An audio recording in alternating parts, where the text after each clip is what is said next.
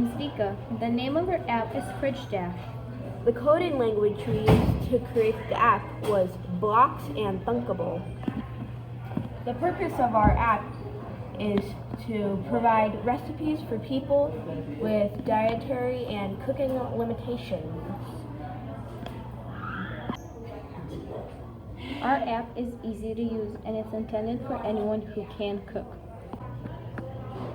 Some coding difficulties we had was when we had put all the code together, at first it didn't work.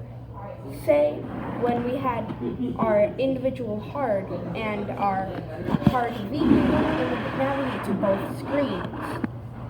But we added them all together, so then it would recognize each individual block. This is the home screen of our app. You press to get started. Here you will choose your dietary restriction and your level of difficulty. Everything can be a standalone.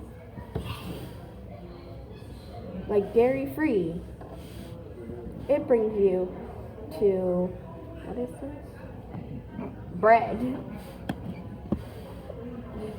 Or medium brings you to steak.